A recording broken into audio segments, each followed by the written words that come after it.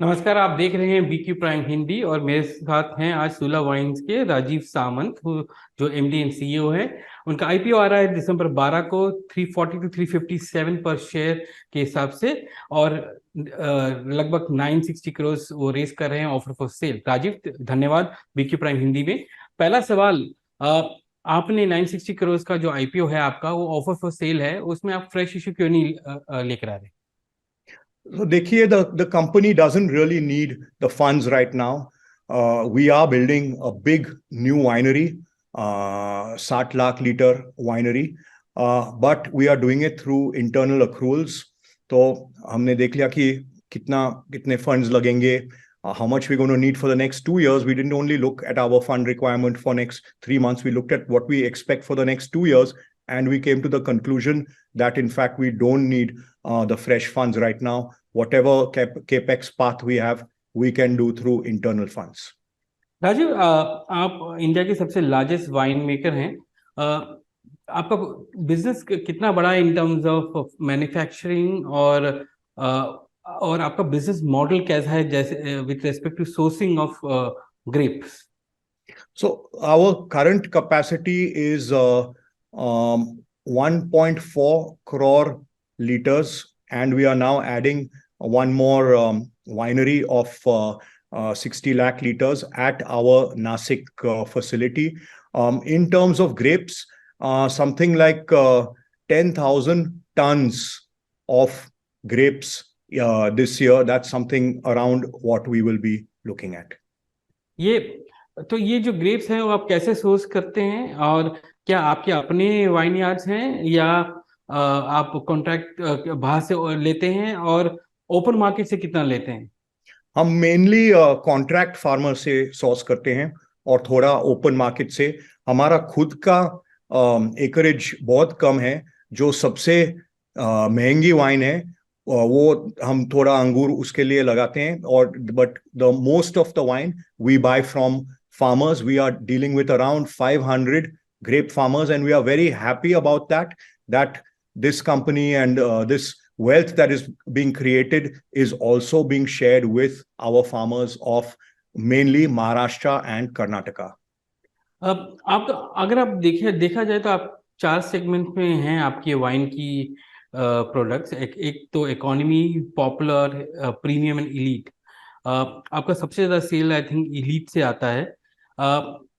Economy और popular जो है वो सेगमेंट सबसे ज्यादा कहाँ बिकता है आपका?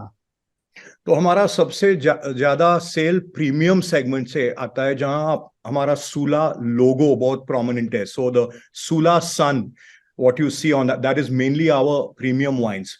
Popular and economy, those people who are a little bit more price conscious but still wanting to drink wine, that is still a very large segment for us. So in all these four segments, you can say almost one quarter in all four segments. That's the way it works.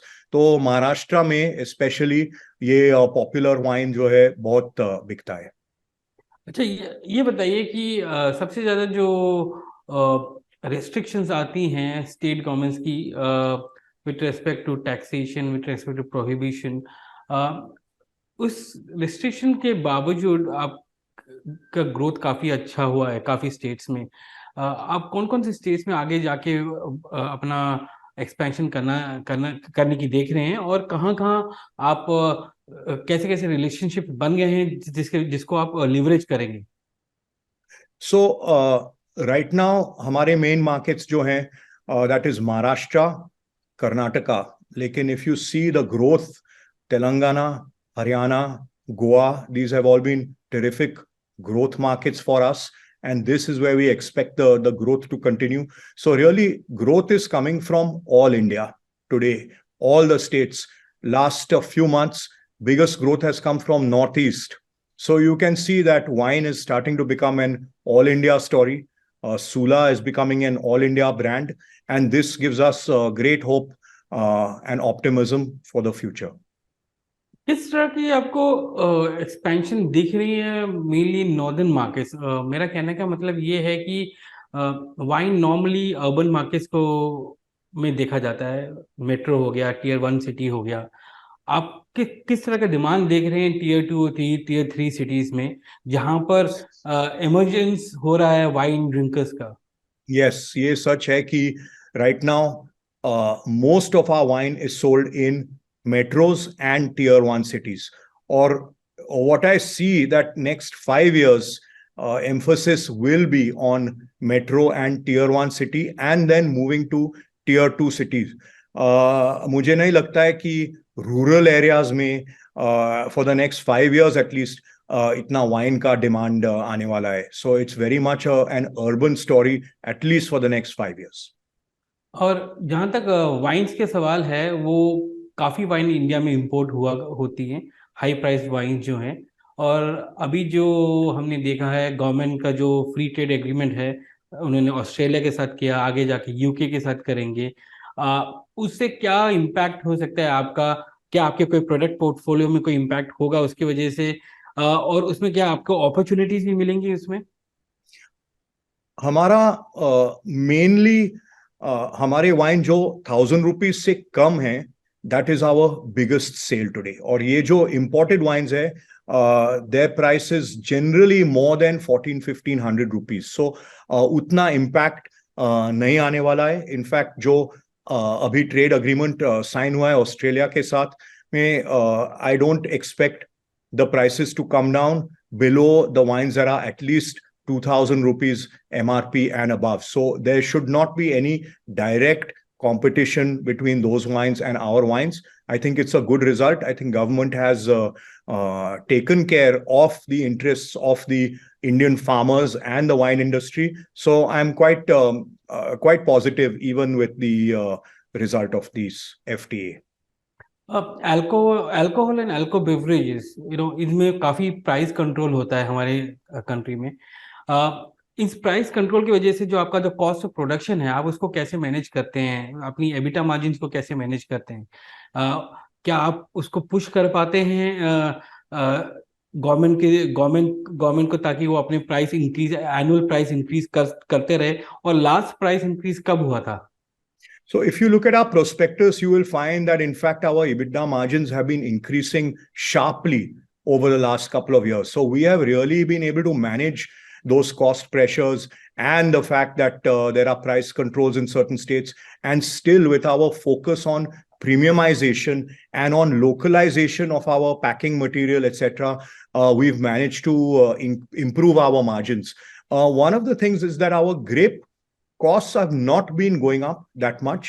Every time we are signing fresh contracts at same rates, then you have a rate increase going forward. So the overall impact is that the grape prices don't increase at the same rate as inflation, for example. So it's been a good scenario, and we hope now, of course, inflation starting to come down, packing material costs starting to go down at this point, that it's going to be an even this story should continue for us.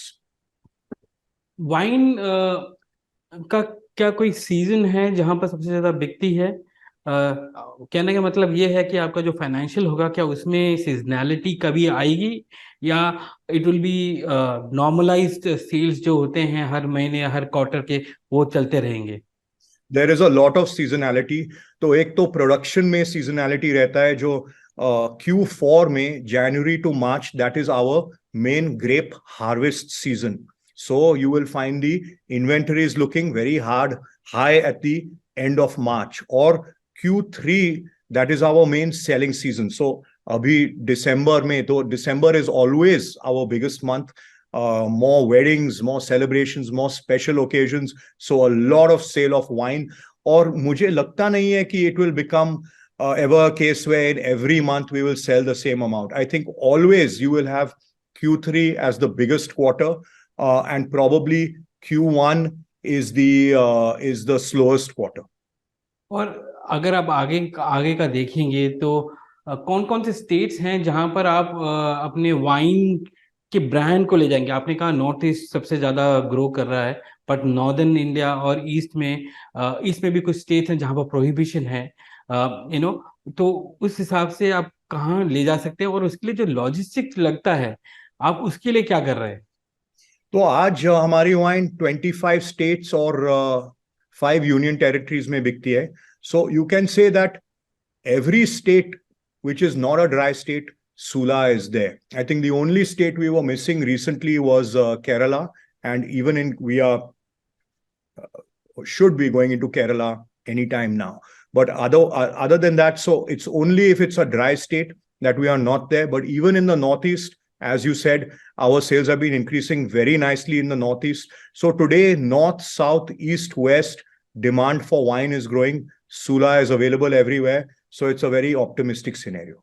और logistics के लिए क्या कर रहे हैं, क्योंकि इसके लिए टेम्परेचर कंट्रोल लॉजिस्टिक्स चाहिए होता है, सप्लाई चेन होता है, और हम अक्सर देखते हैं कि रिटेल लेवल पे टेम्परेचर कंट्रोल नहीं होता है, और वहीं पर सबसे ज़्यादा वाइन जो ड्रिंकर्स है उनका सेटिस्फैक्शन लेवल उस टेम्परेचर कंट्रोल के बेसिस पे ही होता है कि कैसा वाइन टेस्ट कर रहा है उस लास्ट लेग पे। तो उसके लिए आप क्या कर रहे हैं? तो लॉजिस्टिक्स इज चैलेंजिंग, क्योंकि हमारे वाइनरी सिर्फ 2 स्टेट्स में है, महाराष्ट्र में और कर्नाटका में, और वहां से all the way to north east या वेस्ट बंगाल को we have to send the wine. But we have been working on a project Cool, where identifying which places we need to cool down. So the first place we have concentrated is our distributors godowns, where the wine spends quite a lot of time. Now the next stage has to be for the retail. That is a bigger task ahead of us. That's a task for us for the years to come. क्या उसमें ज्यादा खर्चा होगा आपकी तरफ से? Marketing या distribution cost आपका बढ़ेगा आगे जाके उसकी वजह से? Definitely there will be some costs involved. I mean, even today distributors को हम contribute करते हैं जो AC लगाते हैं, AC लगाने के लिए और फिर उसके बाद चलाने के लिए हम contribute करते हैं.